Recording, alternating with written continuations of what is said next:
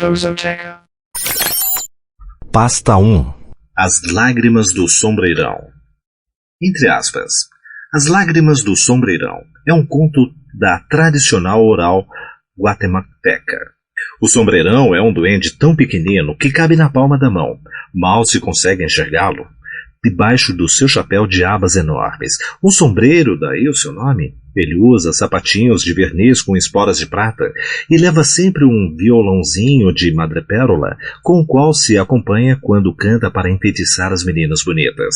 Anda sempre seguido de algumas mulas carregadas com sacos de carvão. O autor dessa versão, Luiz Alfredo Arango, nasceu em Totonicapán, em 1935. Foi professor primário rural e pesquisador de campo do Instituto Indigenista Nacional da Guatemala. Recebeu vários prêmios centro-americanos de narrativa e poesia, e parte de sua obra está traduzida para o inglês, o francês e o italiano. O recompilador Celso Lara é o diretor do Centro de Estudos Folclóricos da Universidade de São Carlos da Guatemala. A ilustradora Marcela Valpeavillano nasceu na cidade da Guatemala em 1951. É chefe do Departamento de Desenho da Universidade Nacional Autônoma de São Carlos da Guatemala e produz um programa infantil de televisão. Celina era uma menina muito bonita. Os moradores do Beco do Carroceiro, no bairro do Belém, viam-na todos os dias, mas não se cansavam nunca de admirá-la. E quanto mais Celina crescia, mais bonita ficava. Que olhos tão lindos! É mesmo, são tão grandes. E que cabelos ela tem! Tão longos e ondulados. Ela é idêntica à Virgem do Socorro da Catedral. E era verdade. Celina se parecia muito à pequena estátua da Virgem do Socorro, morena e cheia de graça. Até o seu nome era especial, como vindo do céu ou então tirado de algum livro de histórias. A fama de sua beleza começou a se espalhar por toda a cidade. Além de ser bonita, mas muito bonita mesmo, Celina era muito trabalhadeira. Ajudava a mãe a fazer tortilhas de milho para vender nas mansões dos ricos. Vê-la correr pelas ruas vendendo as tortilhas que a mãe fazia era o deleite de jovens e velhos. Todos ficavam impressionados com a sua beleza. Uma tarde, por volta das 6 horas, na esquina da rua Belém, com o Beco do Carroceiro, sem mais nem menos apareceram 4 mulas amarradas ao poste de luz. Elas traziam no lombo cargas de carvão. Não serão as mulas do sombreirão? Sugeriu uma mulher. Cruz credo, moça, vire essa boca para lá, retrucou outra ao passar.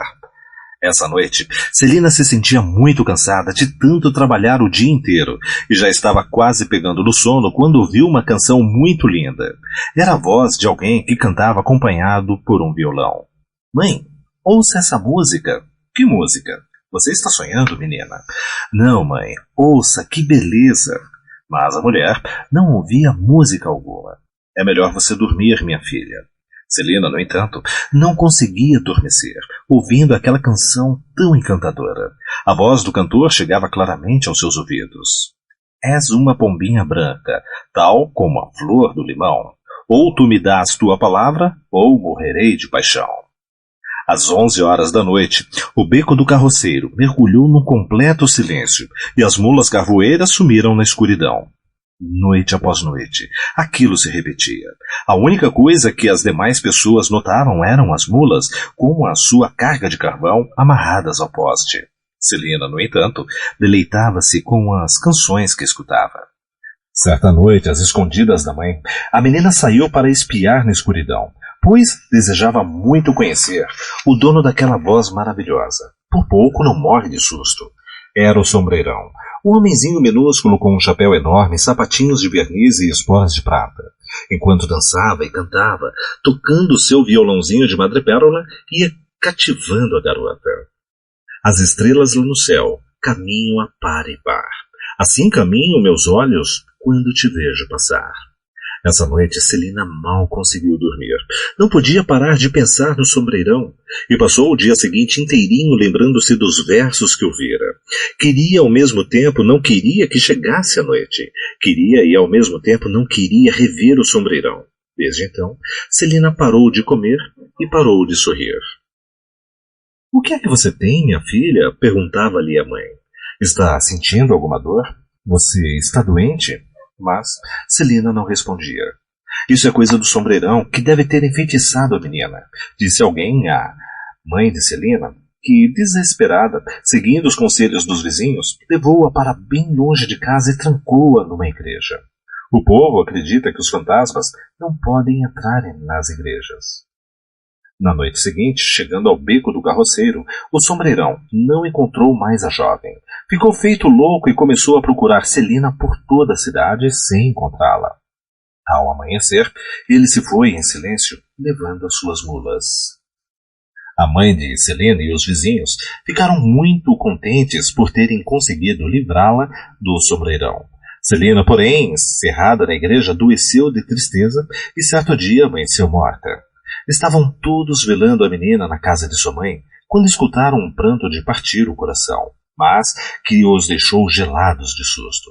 Era o sombreirão que vinha arrastando as suas mulas. Parou junto ao poste da esquina e, chorando, começou a cantar esta canção.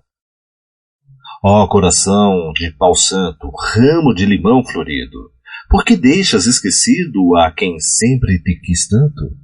Ai, ai, amanhã, quando te fores, sairei pelos caminhos para cobrir o teu lenço de lágrimas e suspiro. Ninguém soube a que horas partiu o sombreirão. Foi se afastando, chorando, chorando, até se fundir com a escuridão da noite. Pela manhã, quando saíam desolados da casa da mãe Celina, todos ficaram maravilhados. Um rastro de lágrimas cristalizadas, como gotas de brilhante, estendiam-se ao longo do caminho. Pasta 2. Caipora, o pai do mato. O caipora, caapora ou curupira, protetor da floresta e da caça. É um mito que aparece em todas as regiões do Brasil, representado de várias maneiras diferentes. Como uma mulher de um pé só, como um tapuio encantado que anda nu e fuma cachimbo, um caboclo de um olho só no meio da testa, um homem peludo que percorre as matas montado num porco espinho, ou ainda como um caçador muito feio, com pelos verdes e pés virados para trás. Sônia Junqueira escreveu este relato baseado na versão compilada por Ruth Guimarães. Sônia nasceu em Minas Gerais em 1945. Estudou letras licenciando-se em português. Exerceu o magistério durante algum tempo, dedicando-se depois a editar material didático em São Paulo. Daí para frente, começou a escrever histórias infantis, paradidatas e livros didáticos. O grande sonho de sua vida é virar bruxa. Sandra Vidala, que fez a ilustração, nasceu em São Paulo em 1945. Estudou pintura e é ilustradora do Jornal da Tarde há 13 anos. Gosta muito de ilustrar livros infantis, tendo tido a sua primeira experiência nesta área em 1972. Toda manhã, bem cedinho, dois compadres iam juntos para a mata cortar lenha. A mata era uma beleza, clara, escura, com tudo quanto é tipo de planta. E mais o canto dos pássaros e um mundaréu de borboletas amarelas. Com seus machados, os lenhadores iam cortando a madeira. Compadre Tonho procurava cortar sempre os galhos mais baixos, para não ferir muito as árvores. E vinha chamando a atenção do compadre Chico, que cortava troncos, quebrava galhos sem necessidade e, às vezes, até matava um bicho, só para treinar a pontaria. Um dia, o compadre Chico não foi. Tonho entrou sozinho na mata e parecia que estava tudo diferente. Uns barulhos esquisitos, uns sussurros, estalos de folhas secas, o riacho no meio das pedras mais barulhento do que nunca. Aqui e ali a corrida de um gato do mato ou o bater das asas de um pássaro. Um vento frio de doer e um silêncio estranho entre um som e outro. Compadre Tonho apertou o cabo do machado às juntas, doendo de frio. Forçou a vista. Era difícil enxergar na escuridão cinzenta da mata. De repente, apertou mais os olhos. Não era possível. Devia estar vendo coisas, mas não. Lá adiante. Aquele vulto escuro, aquela visagem. Esfregou os olhos, olhou de novo. A visagem continuava lá. Atrás dela parecia que viam todos os bichos do mundo, grandes e pequenos, de penas e de pelos, comedores de carne e de ervas. O coração do lenhador disparou. Era o caipora, o pai do mato. O lenhador, paralisado de medo, viu a figura vindo, chegando mais perto, bem devagar. Era enorme, verde da cabeça aos pés, parecendo uma planta semovente. Os membros grossos grandes, o corpo coberto de pelos grossos como cerdas. Os braços compridos quase tocavam o chão. Focinho de cachorro do mato. Orelhas em pé, curtas de pontas viradas para fora. Imóvel, sem fala, o lenhador se lembrava das histórias sobre o caipora, que dá risada como qualquer pessoa, que fuma cigarro de palha e pito de barro, que persegue quem estraga as plantas e mata os bichos sem necessidade. Que é castanho de pelo se arrastando no chão, mas este era verde, bem verde. O coisa parou. Tinha os pés virados, dedos para trás, calcanhares para frente. O homem tremeu. Então, de repente, o caipora perguntou com a voz rouca: "Tem fumo aí, senhor?" E eu? Fumo? O lenhador, estatelado, olhava para a figura à sua frente. "Tem fumo?" repetiu o bicho num ronco surdo, estendendo a mão peluda.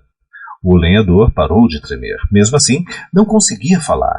Acenou que sim, abriu a capanga, retirou um naco de fumo e estendeu. Mas que depressa o caipora agarrou o fumo e saiu trotando com a bicharada atrás. Compadre Tonho saltou de um lado para dar passagem e ficou olhando. O rastro do caipora se imprimia ao contrário no chão. As pegadas viradas para cá enquanto o dono delas corria para lá. Atrás a bicharada, cachorros do mato, pacas, caititus, antas, capivaras, jaburus. No ar acima da cabeça dele, a suave revoada das rolas. O lenhador enxugou o suor da testa. "Ufa, vamos trabalhar", resmungou. "Arre, que não ganhei pro susto." Nesse dia ele voltou tarde, com um carrinho pesado de lenha boa, madeira de lei, que tinha encontrado não sabia como. A alma, essa estava leve. Uma estranha alegria tomou conta do coração dele. Pôs-se a cantar, um pouco desafinado pela falta de hábito. No outro dia acendeu o forno para fabricar o carvão que ia vender na cidade. Os troncos eram tão lisos e bonitos, tão agradáveis à vista, que seu coração se aqueceu de novo. A lenha crepitava, nunca acabava de queimar. Quando o compadre Tonho apagou com água as brasas vermelhas, o carvão continuou cintilando seu negro brilho. Ele ficou sabendo então que, nesse dia, a mão de um Deus caridoso o havia ajudado. Na vila, os carvões brilhantes do compadre Tonho causaram alvoroço.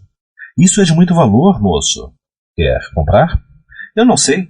Sei lá se foram roubados." "Que é isso? Eu sou lenhador. Fazer carvão é o meu ofício. Então, eu lá preciso roubar carvão?" "Onde achou isso?" "Para falar a verdade, não achei. Queimei a lenha e sobrou esse carvão no meio." E o lenhador contou a viagem daquele dia, o encontro com o bicho dos pés virados. "Ah", disse o outro, "é o pai do mato."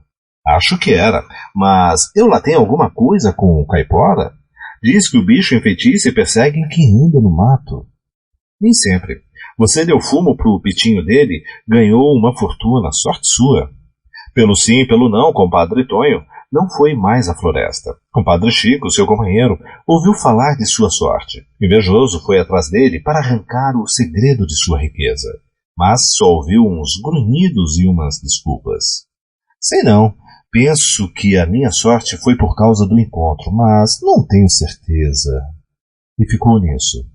Um belo dia, compadre Chico andava pela mata quando escutou um tropel e viu, passos correndo, uma criatura esquisita de pés virados. Atrás dela, um mundaréu de bichos fazendo um barulhão. O caipora. O homem correu atrás, oferecido, gritando, até que o pai do mato parou. O lenhador tremia de cobiça e foi logo perguntando: "Pode me dar daquele carvão? Eu tenho fumo aqui no embornal?" "Tenho muito." A cara do bicho escureceu. Dos seus olhos saíram chispas verdes de ódio.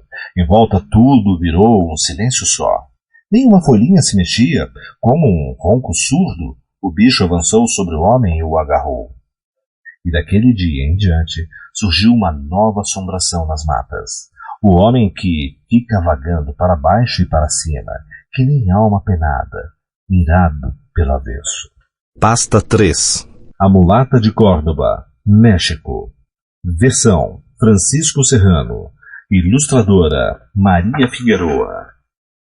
Entre aspas, a Mulata de Córdoba é uma lenda mexicana dos tempos coloniais, da qual também se encontram versões na América Central.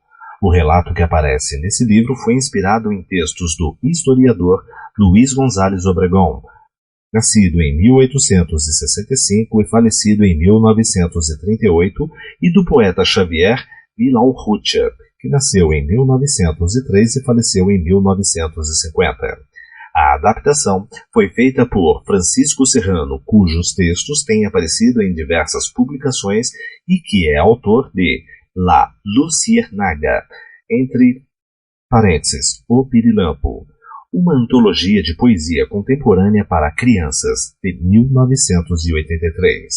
Diz a lenda que, há mais de 2 séculos, viveu na cidade de Córdoba, no estado de Veracruz, no México, uma bela mulher, uma jovem que nunca envelhecia, apesar dos anos.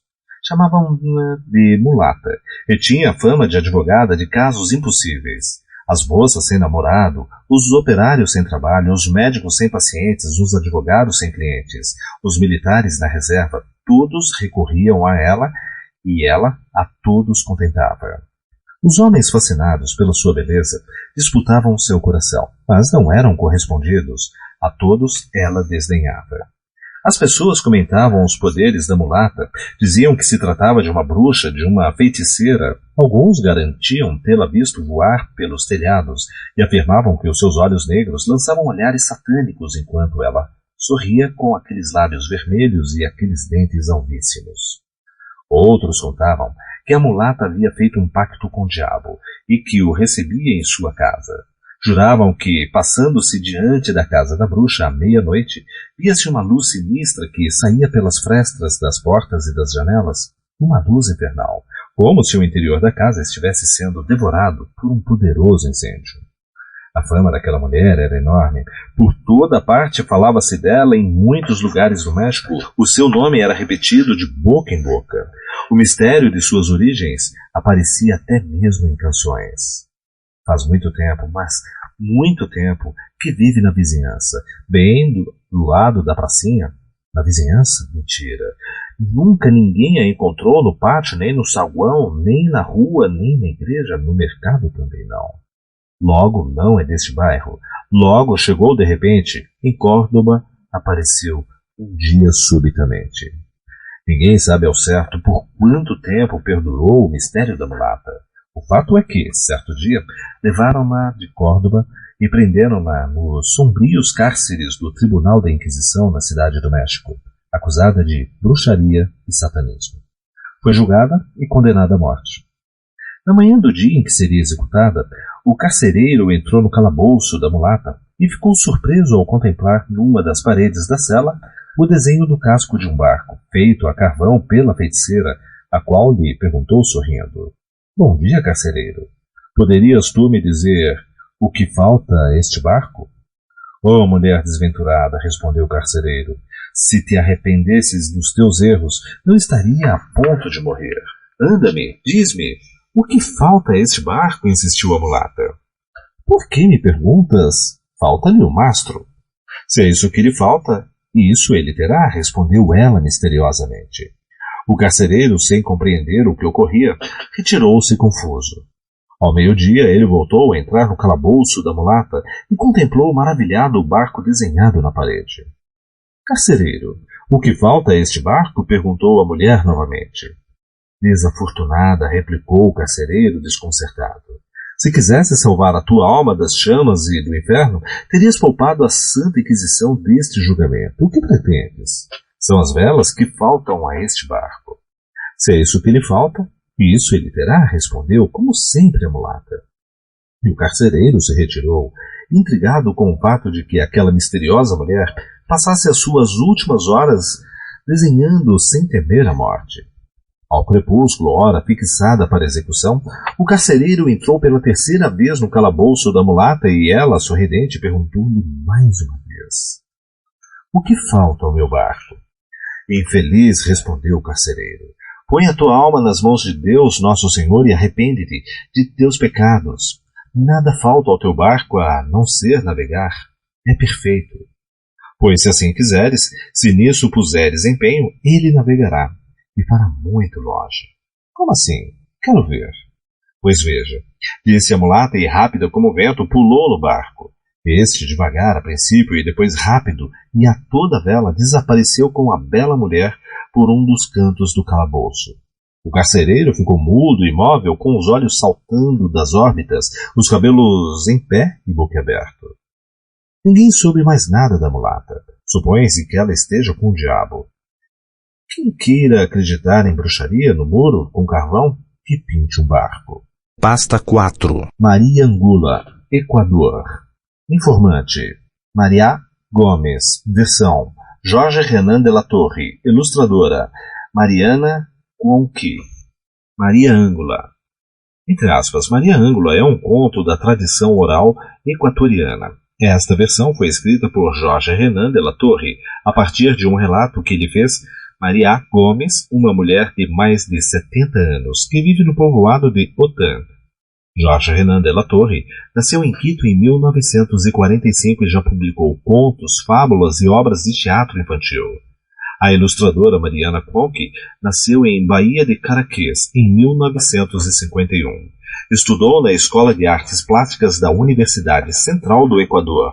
Especializou-se em desenho e ilustração de livros infantis e já recebeu vários prêmios em seu país. Maria Angula era uma menina alegre e viva, filha de um fazendeiro de Caiambé. Era louca por uma fofoca e vivia fazendo intrigas com os amigos para jogá-los uns contra os outros. Por isso tinha fama de leva e trás, linguaruda e era chamada de boneca fofoqueira.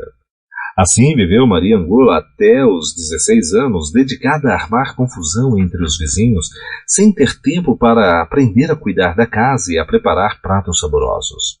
Quando Maria Angula se casou, começaram os seus problemas. No primeiro dia, o marido pediu-lhe que fizesse uma sopa de pão com miúdos, mas ela não tinha a menor ideia de como prepará-la.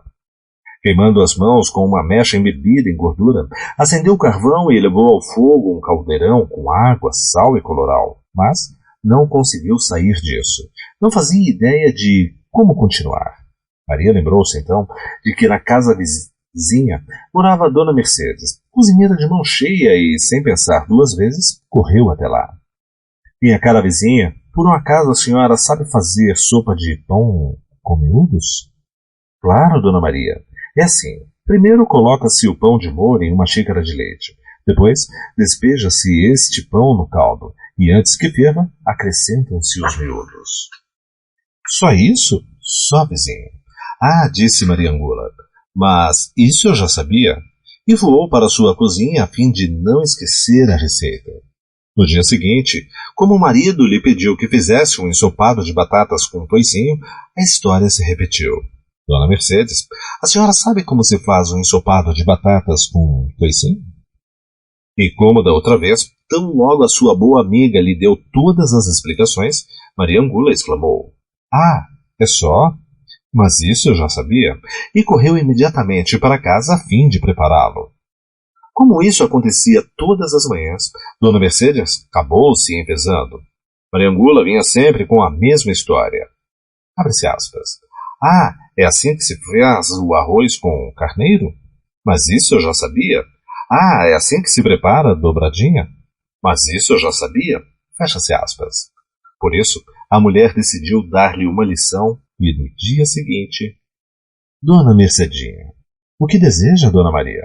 Nada, querida, só que o meu marido quer comer no jantar um caldo de tripas e bucho e eu... Ah, mas isso é fácil demais, disse Dona Mercedes. E antes que Maria Angulas a interrompesse, continuou. Veja, vá ao cemitério, levando um facão bem afiado. Depois, espere chegar o último defunto do dia, e sem que ninguém veja, retire as tripas do estômago dele. Ao chegar em casa, lave-os muito bem e cozinhe-os com água, sal e cebolas. Depois que ferveram uns 10 minutos, acrescente alguns grãos de amendoim e está pronto. É o prato mais saboroso que existe. Ah, disse como sempre Maria Angula. É só? Mas isso eu já sabia. E num piscar de olhos, estava ela no cemitério, esperando pela chegada do defunto mais fresquinho, quando já não havia mais ninguém por perto, dirigiu-se em silêncio à tumba escolhida. Tirou a terra que cobriu o caixão, levantou a tampa e... ali estava, o pavoroso semblante do defunto. Teve ímpetos de fugir, mas O próprio medo a deteve ali. Tremendo dos pés à cabeça, pegou o facão e cravou 1, 2, 3 vezes na barriga do finado e, com desespero, arrancou-lhe as tripas e o estômago. Então, voltou correndo para casa. Logo que conseguiu recuperar a calma, preparou a janta macabra que, sem saber, o marido comeu lambendo-lhe os beiços. Nessa mesma noite, enquanto Maria Gula e o marido dormiam, escutaram-se uns gemidos na redondeza. Ela acordou sobressaltada. O vento zumbia misteriosamente nas janelas, sacudindo-as, e de fora vinham uns ruídos muito estranhos, de meter medo a qualquer um. De súbito, Maria Gula começou a ouvir um rangido nas escadas. Eram os passos de alguém que subia em direção ao seu quarto, com um andar dificultoso e retumbante, e que se deteve diante da porta. Fez-se um minuto eterno de silêncio e logo depois, Maria Gula viu o resplendor fosforescente de um fantasma. Um grito surdo e prolongado paralisou-a. Maria Gula, devolva minhas tripas e o meu estômago que você roubou da minha santa sepultura. Maria Gula sentou-se na cama horrorizada e, com os olhos esbugalhados de tanto medo, viu a porta se abrir, empurrada lentamente por essa figura luminosa e descarnada. A mulher perdeu a fala. Ali, diante dela, estava o defunto, que avançava mostrando-lhe seu semblante rígido e o seu ventre esvaziado. Maria Gula, devolva as minhas tripas e o meu estômago que você roubou da minha santa sepultura. Aterrorizada, escondeu-se debaixo das cobertas para não vê-lo, mas imediatamente sentiu umas mãos frias e ossudas puxarem-na pelas pernas e arrastaram-na, gritando: Maria Gula, devolva as minhas tripas e o meu estômago que você roubou da minha santa sepultura. Quando Manuel acordou, não encontrou mais a esposa e, muito embora tenha procurado por ela em toda parte, jamais soube do seu paradeiro. Pasta 5. Abade Alfal e a Caveira. República Dominicana. Recopilador: Manuel de Jesus Troncoso de la Concha. Versão: Silvia Nolasco. Ilustrador: Aurélio Crisante. Abade Alfal e a Caveira. Entre aspas. Abade Alfal e a Caveira foi publicado pela primeira vez no livro Narraciones Dominicanas, de Manuel de Jesus Troncoso de la Concha. Silva Nolasco fez a versão publicada na edição em espanhol deste livro, que serviu de base para a tradução ao português. O ilustrador Aurélio Crisante é um pintor dominicano de renome. Até mais ou menos o ano de 1905, via-se no alto da parede chanfrada da igreja do convento de São Domingos, que ficava na esquina da Rua dos Estudantes com a Rua da Universidade, na capital dominicana, um nicho vazio que desapareceu com a parede quando esta foi derrubada. Entretanto, nem sempre esse nicho esteve vazio. Dentro dele, apoiada num pequeno suporte de ferro, havia outrora uma caveira, visível durante o dia graças à luz do sol e durante a noite graças à luz de uma lamparina de azeite pendurada no alto, e que sempre era acesa ao toque do ângelus ao entardecer. Embaixo, como se fossem palavras saídas da boca da caveira, lia-se numa lápide rústica, em letras comuns, quase ilegíveis, escritas em preto: Ó tu, que passando vais, fixa os teus olhos em mim. Qual tu te vês, eu me vi. Qual me vejo, tu te verás. Muito tempo transcorreu, sem que a caveira nem o verso chamasse a atenção do público. Até a noite em que o morador do bairro, a caminho de casa, ouviu um ruído proveniente da caveira, e ao voltar os seus olhos para ela, observou que se mexia, inclinando-se para a frente ou virando-se de um lado para o outro como se dissesse, entre aspas, sim, sim, entre aspas, não, não. Ao ver tal coisa, saiu em disparada até chegar em casa. A caveira, que àquela altura já não merecia sequer o olhar indiferente dos transeuntes, passou a ser, no dia seguinte, o tema de todas as conversas. Os prudentes não se aventuraram a passar a noite nas proximidades do convento. Os valentes que se atreviam a fazê-lo juravam que a caveira se mexia dizendo, entre aspas, sim, sim, entre aspas, não, não.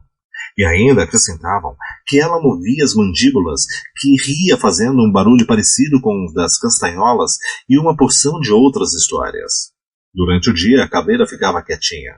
Por isso, o encarregado de acender e apagar a lamparina fazia isso sempre de tarde ou de manhã. O problema era de noite. Os que moravam por ali davam uma volta enorme para chegar em casa a fim de se livrarem de ver a caveira. Nem mesmo os guardas da polícia militar ousavam se aproximar dessa esquina do medo. Certa noite, desafiando o seu próprio temor, um desses guardas caminhou nessa direção e, ao ver os meneios da caveira, correu espavorido, sem parar, até o portão do quartel. Abade Alfal tinha então 19 anos e era subtenente do batalhão que guarnecia a Praça de São Domingos. Estava de serviço na noite em que o guarda correu de medo da caveira e ficou muito contrariado. Na noite seguinte, soube que um outro guarda havia dado uma volta para fugir da bruxaria da esquina e ficou mais contrariado ainda. Ou acabo com essa palhaçada, ou não me chamo Abade Alfal, afirmou ele. No dia seguinte, uniu-se de uma escada e esperou que anoitecesse. Mais ou menos às 11 horas, dirigiu-se ao tal lugar em que tantos temores provocava, levando uma espada na mão e acompanhado de 2 soldados. Estavam a poucos metros da caveira quando começaram os remeleixos. Ponham a escada na esquina, ordenou Abade, antes que o medo paralisasse os seus companheiros. De espada na mão, começou a subir. A cada degrau que subia, os movimentos da caveira para a frente e para os lados ficavam mais violentos. Quando o subtenente já estava bem próximo dela, a caveira se mexia tanto que parecia querer girar sobre si mesma. E de dentro dela saíam uns guinchos agudos. O jovem oficial, no entanto, continuava imperturbável. Finalmente, tão próximo do nicho que poderia alcançá-lo com os dedos, apoiou com força os pés num degrau enquanto com a mão esquerda se agarrava ao degrau mais alto. Jogou o corpo para trás e, levantando a espada, acertou-lhe 2 pranchadas que a fizeram dar várias voltas. E aí se desfez o mistério, porque debaixo da caveira saiu um rato de mais ou menos 1 palmo de comprimento que pulou do nicho para a rua e se perdeu na escuridão da noite, enquanto Abade Alfal, descendo, exclamava: bicho desgraçado. Pasta 6. Da Marimonda, a mãe da mata não se deve falar. Colômbia. Recopilador: Otávio Marulanda. Versão editora Norma. Ilustradora: Consuela Ardila de Beltrán.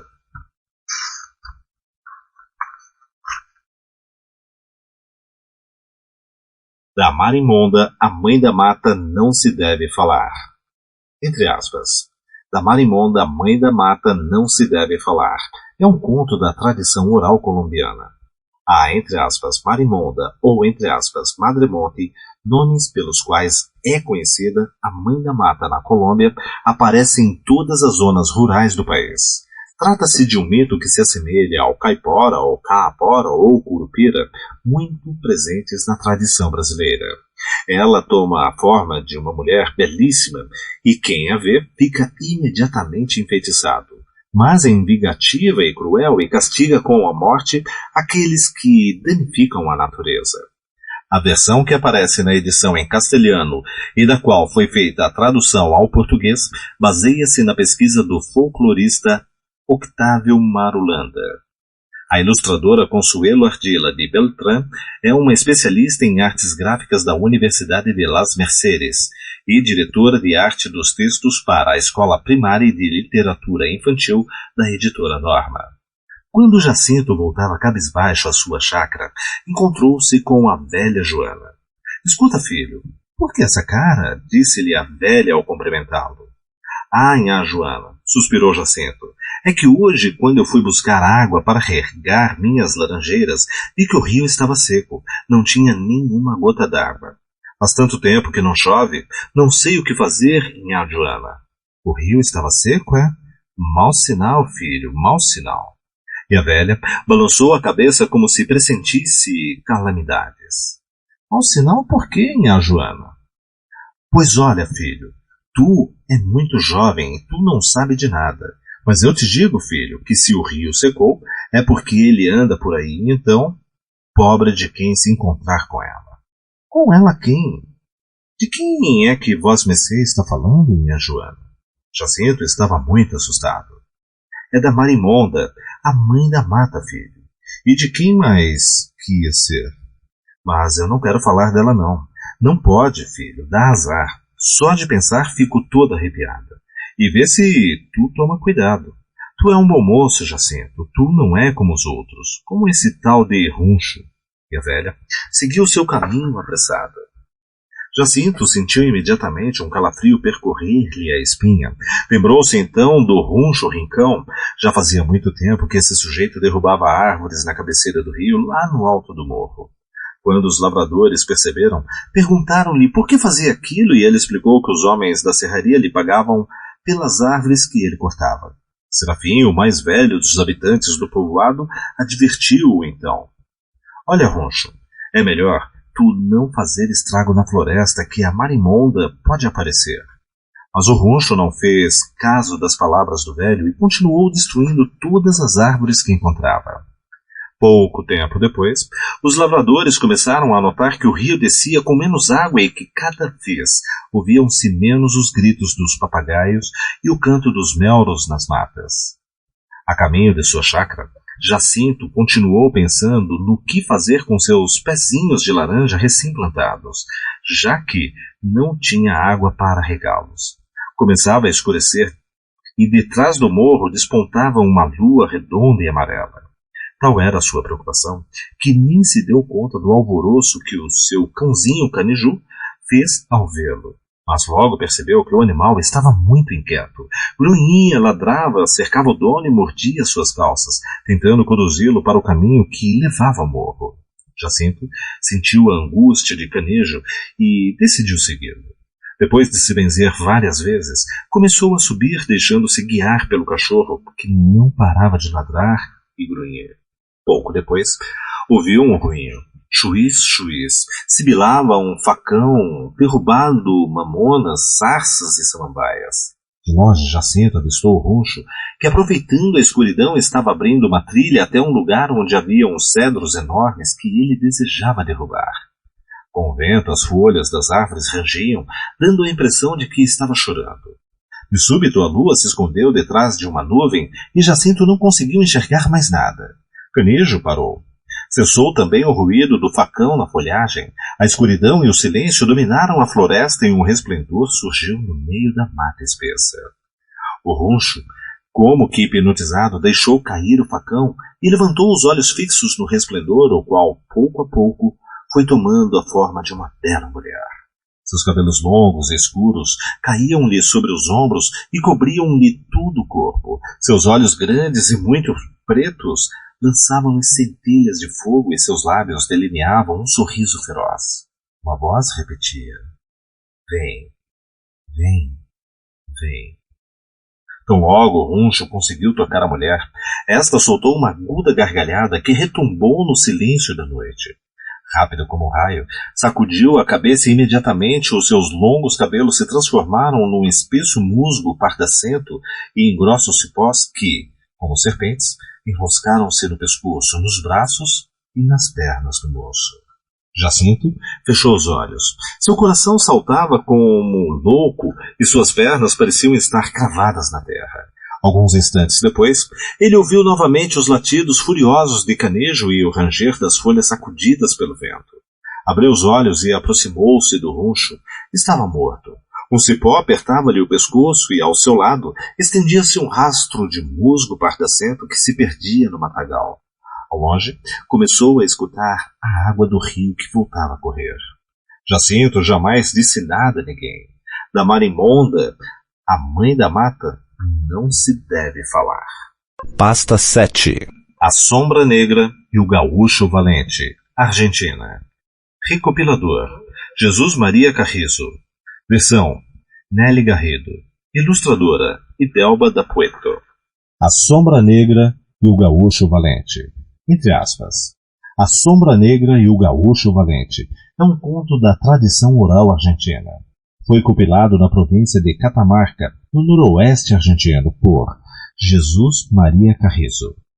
Autora da versão em espanhol a partir da qual foi feita essa tradução ao português, Nelly Garrido é uma educadora argentina que escreveu inúmeras obras de literatura infantil e que também já dirigiu teatro de marionetes e escola de artes para crianças e jovens. Uma de suas obras mais conhecidas é Lendas Argentinas, de 1976. A ilustradora Idelba da Pueto é formada pela Escola Argentina de Arte, ilustra contos, romances e também desenha histórias em quadrinhos. Atualmente, trabalha na editora Plus Ultra. Contam os que contam, e dizem os que sabem, que há muito, muito tempo, um homem decidiu sair pelo mundo em busca de fortuna, acompanhado apenas de sua mula preta. Ainda não havia andado muito quando se encontrou com um gaúcho que também montava uma mula. "Aonde vais, compadre?" perguntou-lhe o desconhecido. "Para falar a verdade, nem eu mesmo sei. Ando sem destino. Que prazer encontrar alguém neste descampado. Meu nome é Miguel." "O prazer é meu. Meu nome é Eloy, seu criado. Veja como são as coisas. Eu também estou sem destino." Anda que te anda, fala que te fala. Logo travaram amizade. Juntos cruzaram campos, pastios, matas e açudes. Foram dias e noites sem que aparecesse viva alma.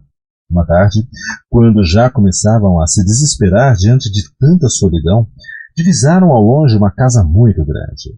Apertaram o passo um pouco por curiosidade, mas sobretudo por fome, uma vez que as poucas provisões que levavam já haviam se esgotado. Ao chegarem, ficaram boquiabertos. Tinha diante de si um esplêndido palácio rodeado de jardins. Nunca haviam visto nada semelhante. Então se entusiasmaram e bateram palmas, dizendo: "Louvado seja nosso Senhor Jesus Cristo." Ninguém respondeu. Bateram várias vezes na porta e nada. Tudo era silêncio. Por via das dúvidas, empurraram a porta e ela se abriu. Então decidiram entrar. Não sem um pouco de medo, é claro. Tudo aquilo era muito estranho. Uma casa tão linda e abandonada. Assim, sem mais nem menos, ninguém respondeu aos seus repetidos chamados e, depois percorrerem tudo, comprovaram que o palácio estava realmente desabitado. "Estamos com sorte", disse Eloy. "Vamos passar a noite aqui." Em seguida, saíram para buscar o que comer e encontraram, junto ao palácio, uma granja onde havia todo tipo de aves, além de outras comidas. Comeram até se fartarem, e quando estavam se preparando para dormir, apareceu sobre uma mesa uma grande sombra negra, com aparente forma humana. "Deem-me de comer", gritou ela com voz tão imperativa e retumbante que deixou os dois amigos gelados. Os dentes de Miguel batiam de medo, mas Eloy logo se refez e respondeu: "Se queres comer, vai cozinhar." Mas a assombração não gostou nem um pouco da resposta e a atacou violentamente, como se quisesse comê-lo. Eloy conseguiu se esquivar como um raio, sacou seu punhal. Enquanto isso, Miguel correu para se esconder no quarto. Eloy lutava com grande destreza. De vez em quando cravava o punhal na assombração, mas sem nenhum resultado. Ela não se rendia. Por resposta, a cada punhalada ouvia-se apenas um ruído seco. E assim foi até chegar à meia-noite, quando de súbito, como um movimento brusco, a assombração atingiu o braço direito de Eloy, deixando-o paralisado. Depois desapareceu. Só então Miguel, branco de terror, saiu de seu esconderijo. "Se ela voltar, tens que me ajudar", disse Eloy, indignado com o amigo. Miguel respondeu que o melhor era se afastarem daquele lugar. Eloy, entretanto, insistiu em ficar. No dia seguinte nada aconteceu. Mas, com o cair da noite, novamente apareceu a sombra negra sobre a mesa pedindo comida com aquela voz espantosa. "Se queres comer, vai cozinhar", respondeu Eloy mais uma vez. E de novo travaram uma luta enquanto Miguel se escondia debaixo da cama. Com o braço esquerdo, Eloy dava punhalada atrás de punhalada na assombração, mas era inútil, não conseguia vencê-la. "Compadre, me ajuda", gritava Eloy a Miguel. Mas o covarde não ousava nem mesmo pôr o nariz fora do esconderijo. Quando deu meia-noite, a assombração lançou-se contra Eloy, paralisando-lhe o braço esquerdo e em seguida desapareceu. Miguel suplicava que abandonasse o palácio, mas Eloy estava disposto a vencer a assombração ou lutar até morrer. Passou o dia seguinte inteirinho treinando para lutar a pontapés. Na hora de sempre, apareceu a sombra negra, que agora ameaçava devorar os dois, caso não lhes dessem de comer. E desta vez, antes de desaparecer, paralisou a perna direita de Eloy. Na quarta noite, a luta foi atroz, dada a desigualdade de condições, e Eloy acabou ficando completamente paralisado. Quando a assombração se foi, Miguel se arrependeu da sua covardia e decidiu sair em busca de ajuda. Cavalgou durante 3 dias e 3 noites, sentindo que a sombra negra o perseguia. Espera por mim, parecia-lhe ouvir alguém gritar atrás dele. E logo depois, tens a sorte de ter essa mula preta, mas mesmo assim, não me escaparás. Miguel não se deteve até chegar ao seu pago. Foi diretamente à igreja e narrou a sua aventura ao padre. Imediatamente, formou-se um grupo de vários gaúchos que, guiados por Miguel, saíram em direção ao palácio, levando também o padre. Lá chegando, esperaram que anoitecesse. Na hora de costume, surgiu sobre a mesa a sombra negra de voz retumbante dizendo: "Deem-me de comer." Os gaúchos rodearam a assombração, sentindo um arrepio gelado percorrer-lhe as espinhas, e o padre aproximou-se dela.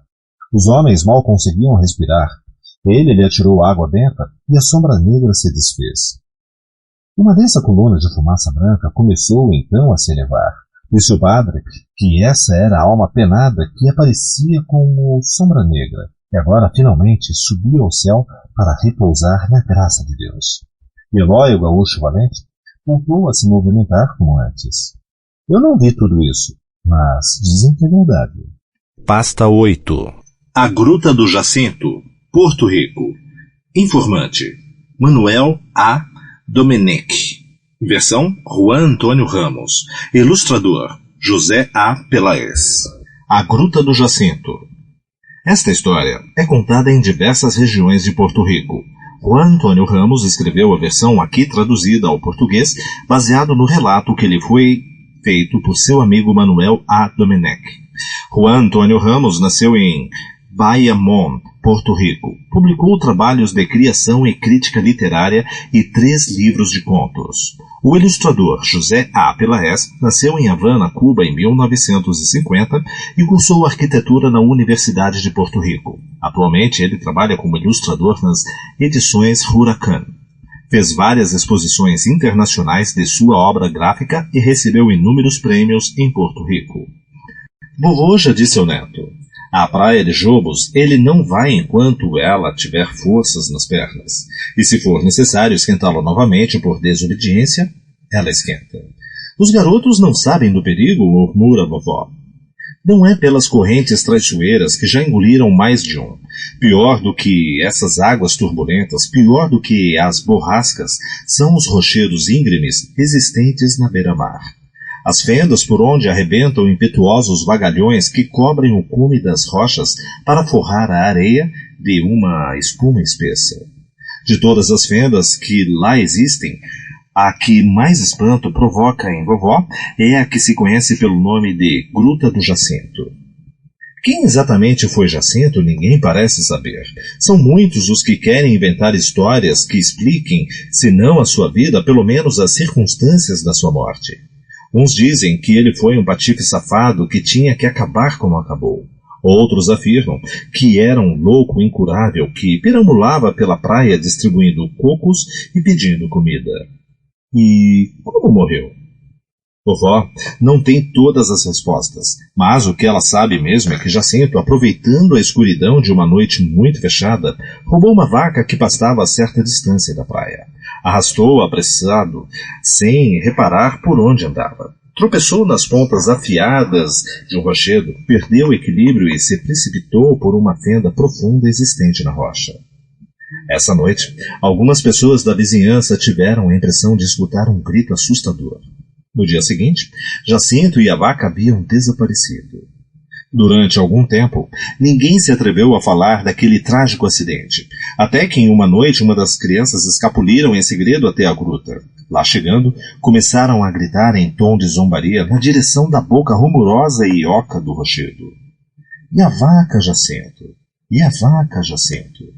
Estavam se divertindo muito com a gritaria quando, de repente, do fundo da cova irrompeu um rugido colérico, seguindo de um jato d'água que ensopou os moleques. Mortos de susto, saíram voando de volta para suas casas. Desde então, disse que o espírito de Jacinto é um ressentimento vivo e sem repouso que jaz no fundo da gruta. Quando escuta essas zombarias, remexe-se furioso, fustigando as águas bravias que atingem então alturas alarmantes. E a vaca, Jacinto? E a vaca, Jacinto? Assim, gritam os curiosos que se achegam à gruta do Jacinto, cada vez em maior número. Todos procuram ir à luz do dia. Vovó garante que são muitos poucos os que se atrevem a correr esse risco à noite. O que a pobre velha ignora é que faz muito tempo que o seu valente netinho vem propondo aos amigos descerem junto até o fundo da gruta. Pasta 9. O Tesouro Enterrado. Peru. Versão Rosa Serna Guardia. Ilustrador Eloy Zavala Sasaki. O Tesouro Enterrado. O tema do tesouro enterrado é muito comum na tradição oral do Peru e também de outros países da América Latina. Em épocas passadas, os donos de grandes fortunas enchiam panelas de barros e outros recipientes com moedas de ouro e os enterravam no lugar secreto. Muitas vezes, morriam sem ter revelado a ninguém o lugar em que haviam enterrado o tesouro. Dizia-se, então, que o defunto aparecia para familiares e amigos, a fim de indicar-lhes o lugar e rogar-lhes que desenterrasse o tesouro, porque só assim a sua alma encontraria repouso. Rosa Serna Guardia, que fez a versão que serviu de base para esta tradução ao português, nasceu em Huaraz, local em que se passa a história, em 1927. É autora de vários livros de contos e poesias para crianças. Também fez crítica literária e dedicou parte de sua vida à educação infantil. O ilustrador Eloy Zavala Sasaki nasceu em Lima em 1951. Dedica-se à ilustração e ao desenho gráfico especialmente para a publicidade. Numa das ruas que davam na pracinha de Belém, na antiga cidade de Huaraz, havia uma casa dos tempos coloniais que sempre estava fechada e que vivia cercada de mistérios. Diziam que estava repleta de almas penadas, que era uma casa mal assombrada. Quando esta história começou, a casa já havia passado por vários donos, desde um avaro agiota até o padre da paróquia. Ninguém suportava ficar lá. Dizia que estava ocupada por alguém que não se podia ver e que, em noites de luar, provocava um tremendo alvoroço. De repente, ouviam-se lamentos atrás da porta, objetos incríveis apareciam voando pelos ares, ouviam-se ruídos de coisas que se quebravam e o tilintar de um sino de capela. O mais comum, porém, era se ouvirem os passos apressados de alguém que subia e descia escadas. Toque, toque, tum, toque, toque, tum. As pessoas morriam de medo de passar por ali à noite. Certo dia, chegou à cidade uma jovem costureira procurando uma casa para morar. A única que lhe convinha, por ficar no centro, era a Casa do Mistério. Muito segura, a tal costureira afirmou que não acreditava em fantasmas e alugou o imóvel. Instalou ali a sua oficina com uma máquina de costura, um grande espelho cabides e uma mesa de passar a ferro. Com a costureira moravam uma moreninha chamada Idelfonsa e um cachorrinho preto de nome Salgueirito. E foi o pobre do animal que acabou pagando o pato, pois o fantasma da casa decidiu fazer das suas com ele. Puxava-lhe o rabo e as orelhas e vivia empurrando o coitadinho. Dormisse dentro ou dormisse fora da casa, à meia-noite Salgueirito se punha a uivar de tal modo que dava medo. Arqueava o lombo, se arrepiava todo e ficava com os olhos faiscando de medo. Só dormia tranquilo na cozinha, ao pé do pilão. As pessoas costumavam ir bisbilhotar para ver como era essa tal costureirinha e saber como aqueles três estavam se arrumando na casa mal assombrada. As duas mulheres não demonstravam em absoluto estar assustadas nem se davam por vencidas. A única coisa é que tinham que dormir com a lamparina acesa e com o cão na cozinha. O fantasma acabou se cansando de infernizar o animal, mas começou então a deixar suas marcas na oficina da costureira. O espelho entortava sem que ninguém o tocasse. A máquina de costura começava a costurar sozinha. Os carretéis caíam e ficavam rolando no chão. Desapareciam as tesouras, o alfineteiro, o dedal e o caseador. As mulheres sentiam a presença de alguém que a seguia o tempo todo e às vezes o espelho ficava embaçado, como se alguém tivesse se olhando muito próximo dele. Várias vezes, o padre passou pela casa levando água benta, mas o copinho onde ele ficava sempre aparecia misteriosamente entornado. Isso não é coisa do diabo, esclareceu o padre. As coisas do diabo se manifestam de outra maneira e acabam com água benta, invocações ou com a Santa Missa. Com isso, as mulheres ficaram mais tranquilas. O que eu acho é que deve haver alguma coisa enterrada por aí, dinheiro ou joias guardados em algum lugar. Talvez alguma alma penada queira mostrar a vocês o lugar em que está o tesouro para poder repousar em paz. E nesse caso, é preciso ajudá-la, sentenciou o padre. Havia nessa época, pelas bandas de Huaraz, um homem que se dedicava a procurar tesouros, cujo nome era Floriano. Era famoso e possuía uma larga experiência nesse tipo de trabalho. Chamaram-me muito em segredo, e certo dia chegou sem que ninguém soubesse. Entrou na casa, recitando rezas e súplicas, mascando coca, fumando cigarros e queimando incenso. Alma abençoada, sabemos que estás aqui e que nos ouve. Se queres alcançar o reino da paz, mostra-nos onde está enterrado o tesouro. Usa os sinais que quiseres, mas comunica-te conosco. O homem ia de canto em canto repetindo a mesma coisa. Salgueirito olhava para Floriano, latia e em seguida ia se deitar na cozinha ao pé do pilão. Floriano passou 2 anos inteiros procurando o tal tesouro. A cada mudança de lua, lá estava ele, mas nunca encontrava uma resposta. Removeu o piso da casa inteira, bateu em todas as paredes, revistou as janelas e nada. Salgueirito fazia sempre a mesma coisa. Olhava para ele, latia e corria até a cozinha para atirar-se ao pé do pilão. Até que um dia, Floriano se foi dizendo que nesta casa não havia nenhum tesouro enterrado. Mas, um domingo, quando Ildefonsa estava socando milho no pilão da cozinha para fazer pamonhas, seus pés esbarraram numa espécie de alça enterrada. Intrigada, a mulher foi cavucando com uma faca, até que apareceu não apenas a alça completa, mas a boca de uma panela de ferro. Era exatamente no lugar em que Salgueirito costumava se enfiar para dormir e de onde atirava sempre que Floriano vinha procurar o tesouro. Surpresa, Ildefonsa foi correndo chamar a costureira. Veja, disse-lhe, há uma panela enterrada aí embaixo. Imediatamente, as 2 mulheres empurraram o pilão e zastras. Apareceu o tesouro. Uma panela repleta de moedas antigas de ouro e prata, joias e pedras preciosas, dos tempos coloniais. Estavam logo ali à flor da terra, junto à pedra de moer.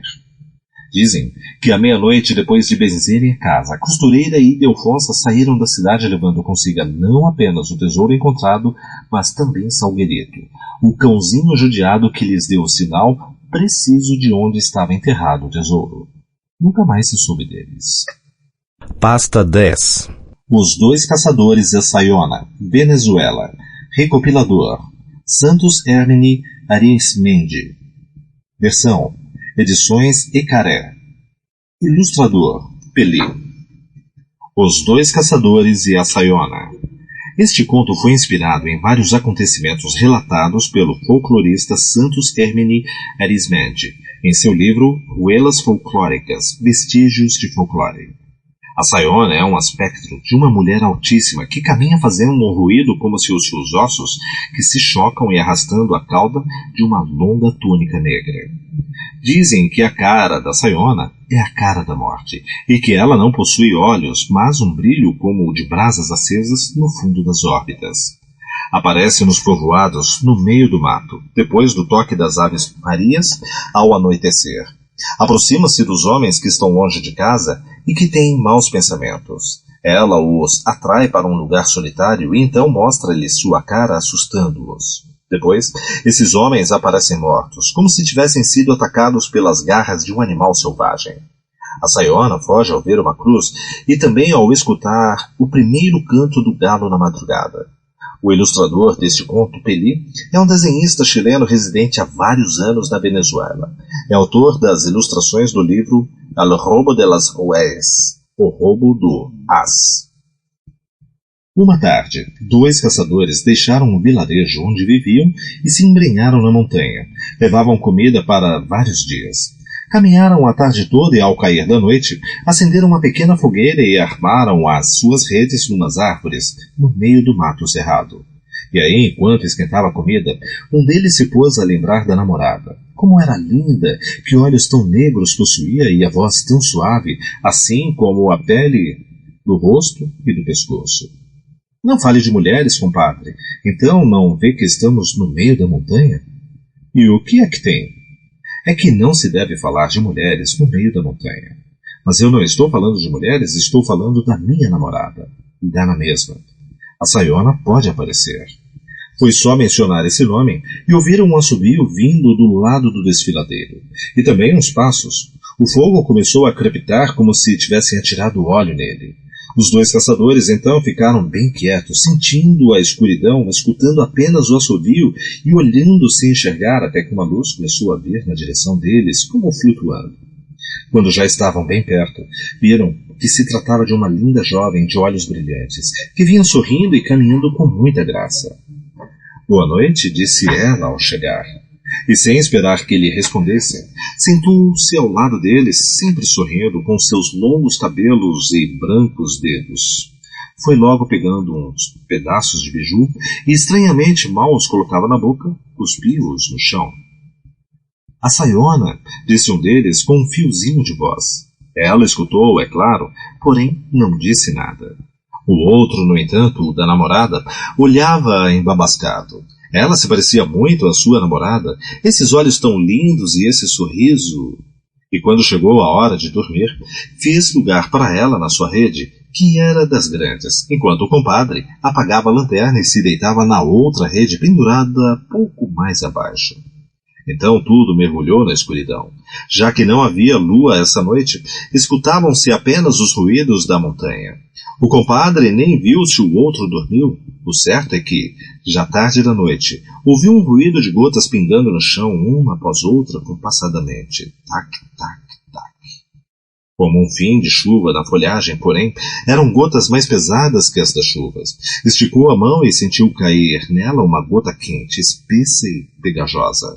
Tremendo, acendeu a lanterna e aproximou-se da rede do rapaz. Ali estava o seu compadre, esvaído em sangue, todo desconjuntado e com os olhos completamente brancos voltados para o céu. Porém, mal teve tempo de vê-lo, porque uma mão ossuda e o rosto de uma caveira, cujos olhos eram como os da chama de uma cadeia, sentaram da rede e Sayona veio para cima dele. Ele atirou a lanterna longe e saiu correndo. Largou-se pelas montanhas na escuridão, com a Sayona pulando detrás deles, soltando seu assovio de morte e lançando fogo pelos olhos. E quando já parecia que ia ser agarrado, quando ele já podia sentir a respiração quente da Sayona no seu pescoço, avistou um regato. Atirou-se na água, no meio do areal, com os braços abertos em cruz. A Sayona ficou parada, assoviando e bufando. Vem, vem, vem, gritava ela. O homem tratou de desviar o olhar e balbuciou uma oração. Vem, vem, vem, repetia Sayona com sua retumbante voz de caveira.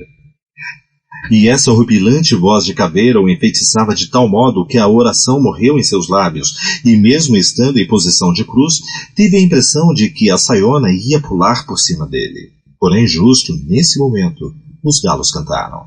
E a Sayona ficou primeiro como se fosse de água e depois como se fosse de ar. O seu assovio cessou, e num segundo, ela não estava mais lá. Pasta 11. O Barco Negro, Nicarágua. Versão: Pablo Antônio Coandra. Ilustrador: Roger Pérez de la Rocha. O Barco Negro. Entre aspas. O Barco Negro foi narrado a Pablo Antônio Coandra por uma mulher do povoado de Zampateira em 1930. Existem outras versões deste conto em várias regiões da Nicarágua. Pablo Antônio Coandra nasceu em Manágua em 1912. Tem uma vasta obra em verso, dirigiu várias publicações e é um dos autores nicaragüenses mais conhecidos da atualidade. Este conto foi publicado pela primeira vez em seu livro Esses Rostros que Assomam en la Multitude. Entre parênteses, esses rostos que aparecem na multidão. O ilustrador Roger Pérez de la Rocha nasceu em Manágua em 1949. Estudou na Nicarágua, no México e na Espanha, e já ilustrou vários livros de poesia. Contam que há muito tempo, mas muito tempo atrás, uma lancha estava cruzando de Granada a São Carlos e, quando contornavam a Ilha Redonda, recebeu sinais de socorro feitos com um lençol. Então, dirigiu-se para lá. Ao desembarcarem, os tripulantes ouviram apenas lamentos de dor. As duas famílias que viviam na ilha, desde os velhos até as crianças, estavam morrendo envenenadas. Haviam comido uma res que morrera da picada de uma cobra venenosa. Leve-nos para Granada, pelo amor de Deus, suplicaram. E quem paga a viagem? Perguntou o capitão. Não temos nem um centavo, responderam os envenenados, mas pagamos com lenha, com bananas. E quem vai cortar a lenha? Quem vai colher as bananas? Indagaram os marinheiros. Estou levando uma vara de porcos de los Chiles, e se não ficar atento, os animais poderão morrer sufocados, lembrou o capitão. Mas nós somos gentes, argumentaram os moribundos. Nós também, replicaram os barqueiros, e ganhamos a vida com isso. Mas, meu Deus, gritou então o mais velho morador da ilha, não vem que se nos deixarem aqui, nos entregarão à morte? Lamento, mas temos compromissos, ponderou o capitão, e voltou ao barco com os marinheiros, sem sentir a menor pena daquela gente, nem mesmo vendo como os coitados se contorciam. E lá ficaram eles. Mas uma velhinha levantou-se imediatamente do catra e, gritando o mais que pôde, lançou-lhes uma maldição. Feche-se o lago para eles, assim como nos fecharam o seu coração.